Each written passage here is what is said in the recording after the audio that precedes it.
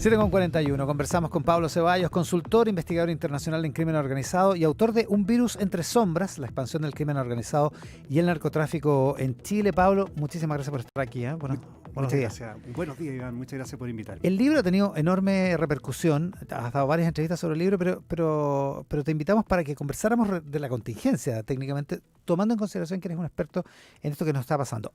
Primero, ¿esto que nos está pasando es el crimen organizado? Sí, indudablemente. Bueno, creo que hay que partir ordenando que toda la región latinoamericana, y yo creo que gran parte del mundo, está viviendo un cambio en el paradigma de cómo comprendemos el crimen organizado.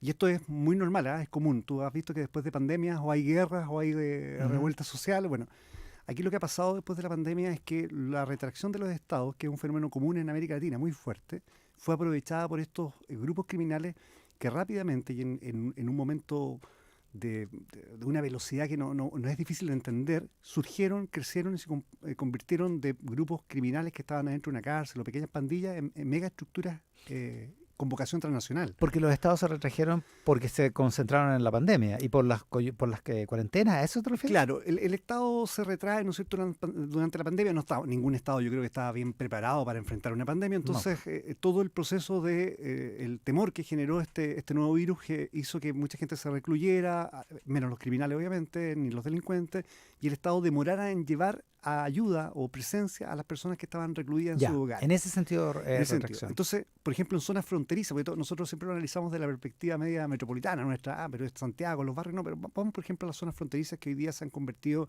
en verdaderos terceros países entre dos países, ¿no? En esa zona, la gobernanza criminal siguió funcionando y funcionó mejor que el Estado.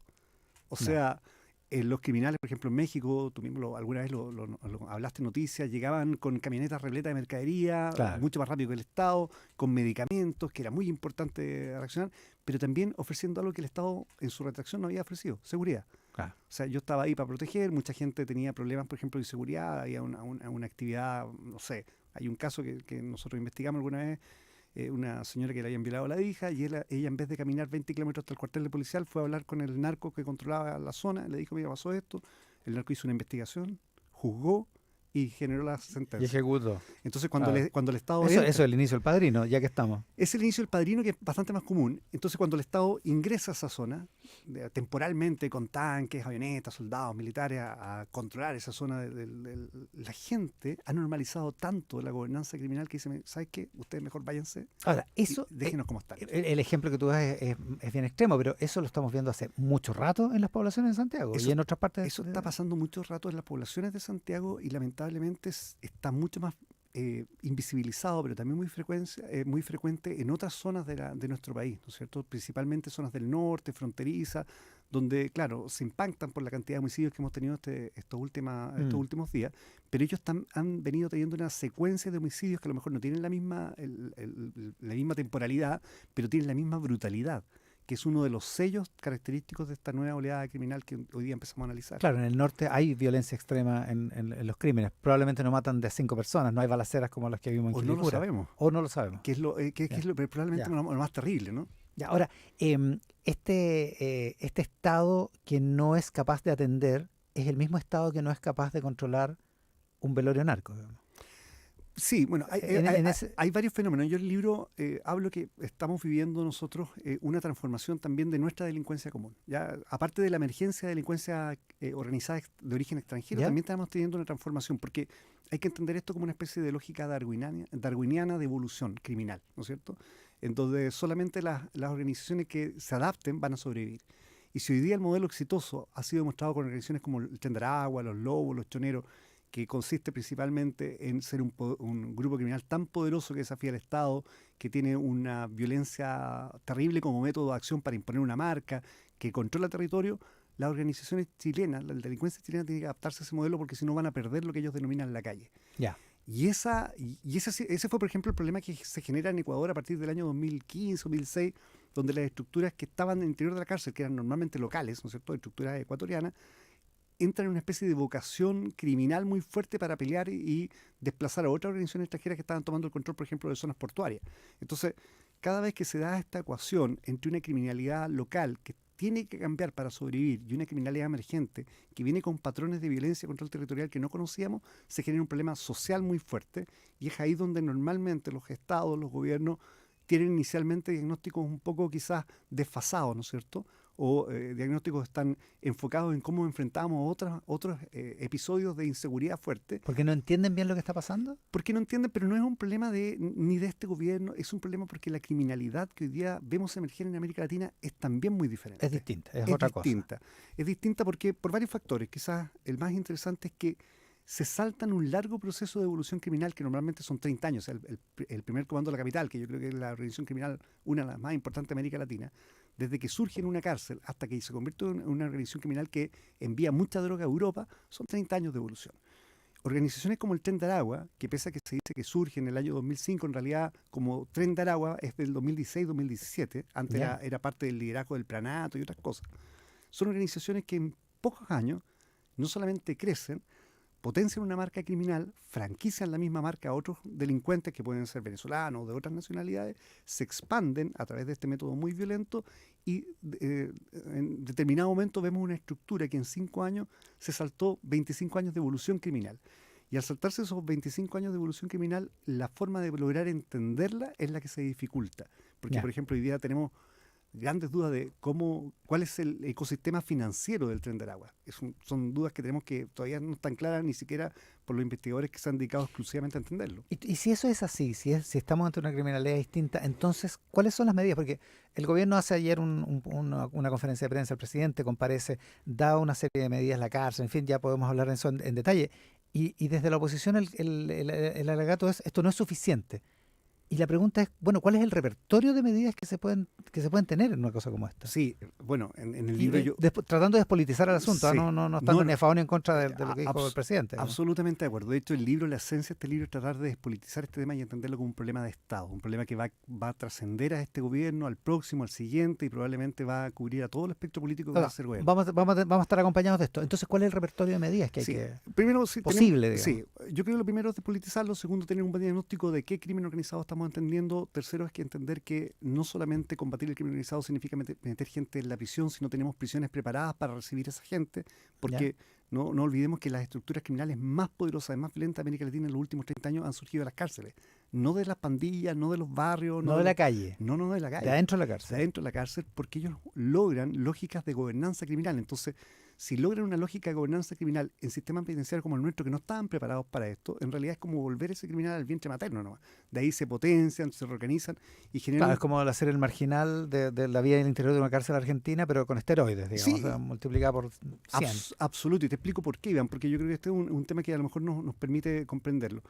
Antiguamente, para el delincuente chileno, ¿no es cierto? Hace 30 años atrás, con el documento que hace la doctora Doris Cooper, que es un muy buen referente para entender cómo era la delincuencia hace 30 años atrás, el delincuente veía la cárcel, la prisión, como un accidente de trabajo. Aquí yo tengo que salir rápido porque si no, no voy a ganar dinero, cómo mantengo mi familia. Claro. El régimen penitenciario de Chile le significaba eso. Hoy día la cárcel es una plaza criminal tremendamente rentable. Porque, por ejemplo, un gramo de una sustancia ilícita, un gramo de droga al interior de la cárcel para consumo puede costar entre 7 a 10 veces más caro que afuera, 5 metros más allá del muro. Perfecto. Entonces, si tú por lo tanto, el incentivo a ingresar droga dentro de la cárcel es infinito. Pero no solo eso, el incentivo es tener un monopolio que permita la venta de droga interna. Porque si no, no es en el mercado. Entonces, si tú tienes un monopolio, estás ganando 10 veces más que lo que ganarías afuera. Imagínate lo que cuesta un celular, o lo que cuesta una batería, un chip, la mercadería, pero ahí surge un fenómeno muy complejo, que es un minuto más para explicarlo, pero el fenómeno complejo es que estas estructuras que empiezan a lograr estos monopolios de gobernanza criminal empiezan a extorsionar a privados de libertad no asociados. O sea, ¿quieres dormir en una colchoneta? Me pagas. ¿Quieres que te vea tu familia? Me paga. ¿Quieres recibir algo? Me paga. Y al final, esos privados de libertad que no están asociados tienen dos caminos. O pagar durante toda su condena a lo que le están extorsionando, o sumarse a la estructura criminal. Y si te sumas a la estructura criminal, se va potenciando esa marca por un reclutamiento que yo diría que es hasta forzoso, ¿no es cierto? No es algo voluntario. Y ese modelo también también ocurre luego en las calles, digamos. O sea, otra vez, es la típica cuestión mafiosa.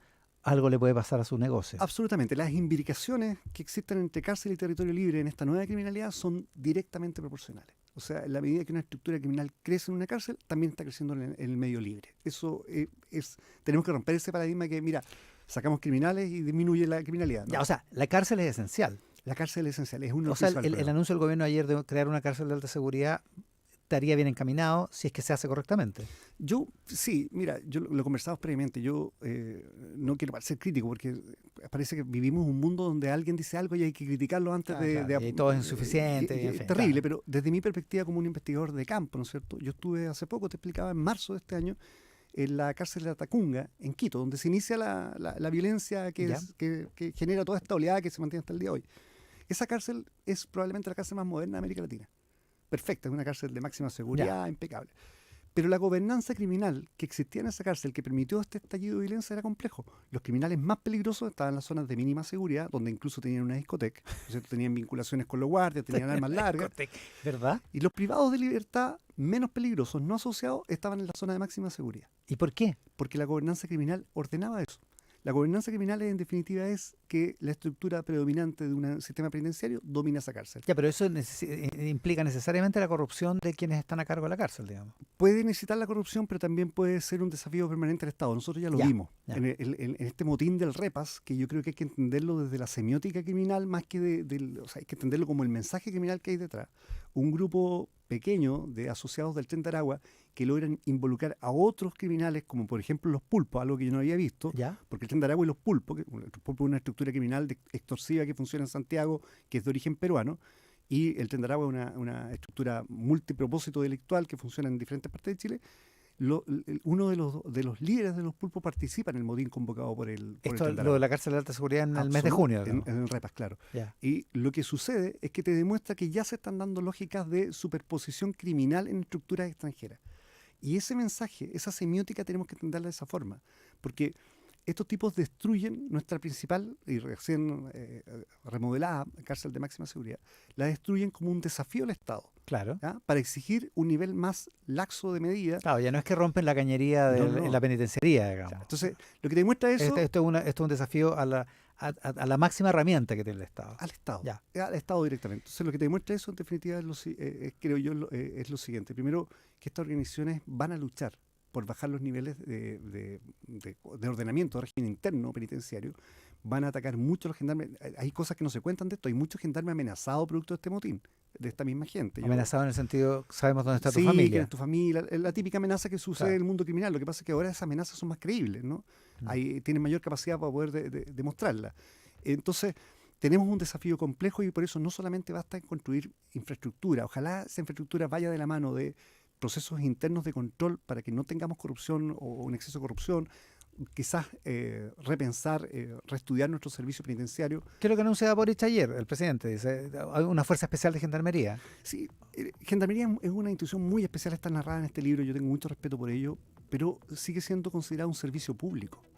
No es una institución. Quizás debemos avanzar a convertirlo en una institución profesional que tiene lógicas bien complejas para ellos, porque si fuera así tendríamos que terminar con los sindicatos penitenciarios. Ya, pero si hay una medida o si hay un curso de acción, la gendarmería y las cárceles son una cuestión esencial de un punto de partida, digamos. Yo creo que son ejes, mira, hay tres ejes que son tremendamente importantes. Una es la cárcel, que tiene que ver con el sistema penitenciario, no solamente las cárceles, sino cambiar la forma de cómo clasificas criminalmente un criminal, poner los componentes de crimen organizado, segregar a esas personas, régimen de visita especial. Es un componente evidente. Segundo, un sistema de protección de víctimas, de testigos, pero también un sistema de protección porque si un integrante de una estructura criminal quiere quebrar la estructura desde adentro, al arrepentirse, contar cómo funciona, tenemos que garantizarle que va a vivir dentro de la cárcel y no que lo van a matar, ¿no? Obvio.